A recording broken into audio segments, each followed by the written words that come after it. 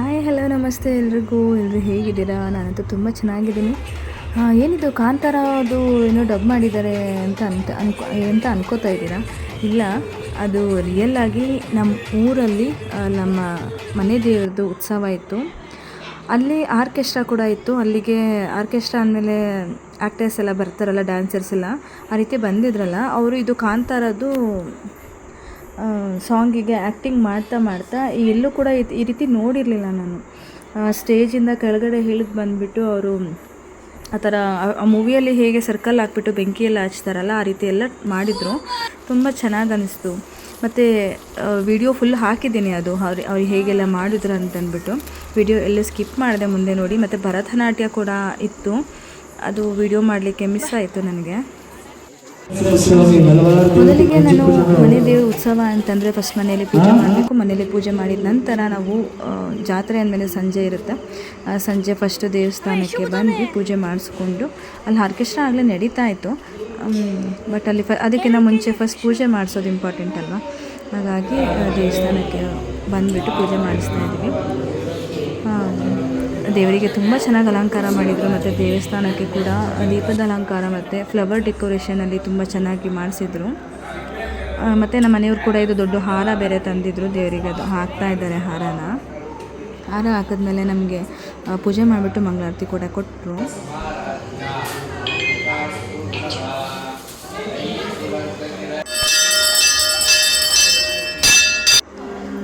ಈ ದೇವಿ ಬಂದು ಊರಿಗೆ ಉತ್ಸವ ಹೋಗುವಂಥ ದೇವರು.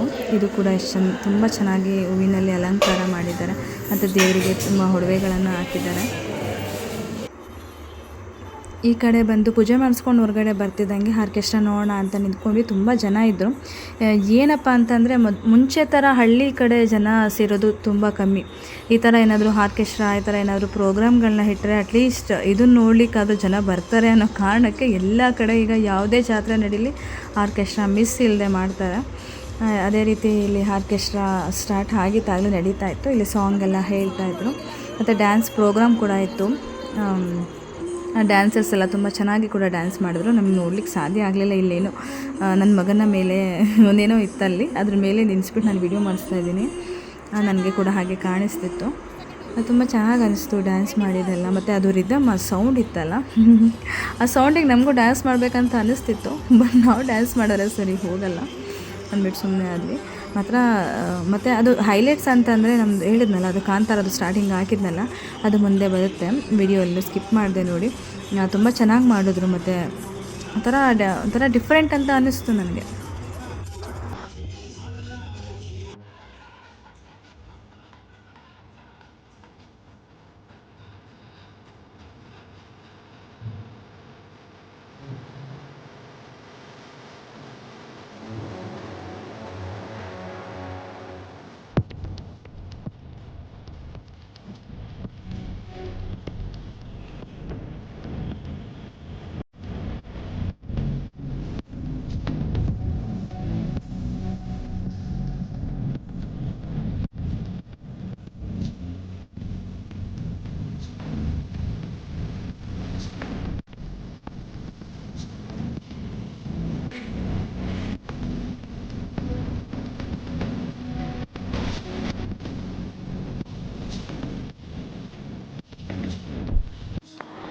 ಇಲ್ಲಿ ನೆಕ್ಸ್ಟು ನಮ್ಮ ಅಪ್ಪು ಸರ್ದು ಸಾಂಗ್ ಡ್ಯಾನ್ಸ್ ಮಾಡಿದ್ರು.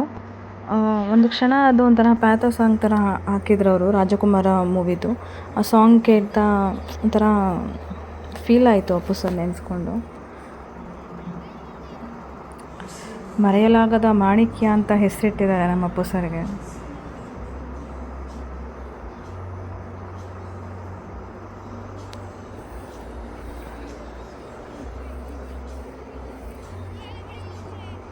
ಅಪ್ಪು ಸರ್ದು ಡ್ಯಾನ್ಸ್ ಆಗ್ತಿದ್ದಂಗೆ ನೆಕ್ಸ್ಟ್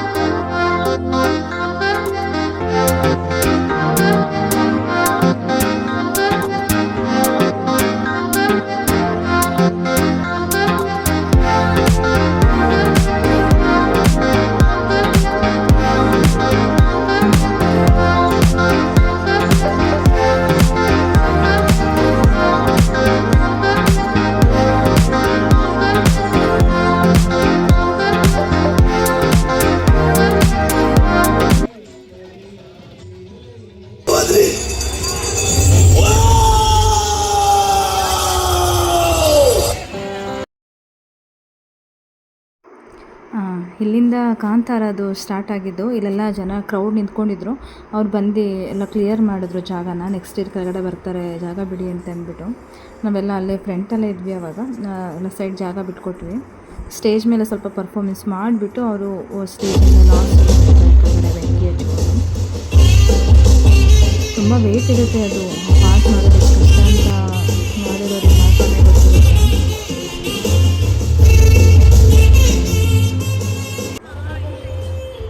ಕೆಳಗಡೆ ಬರ್ತಾ ಇದ್ದಾರೆ ಈಗ.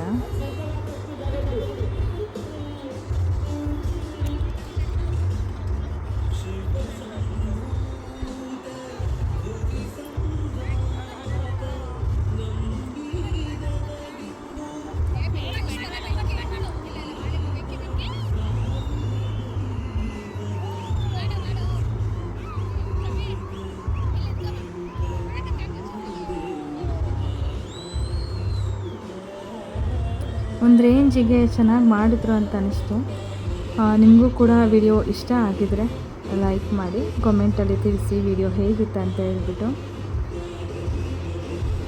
ಕೊನೆಯವರೆಗೂ ನನ್ನ ವಿಡಿಯೋ ವಾಚ್ ಮಾಡೋದಕ್ಕೆ ಥ್ಯಾಂಕ್ ಯು ಸೋ ಮಚ್.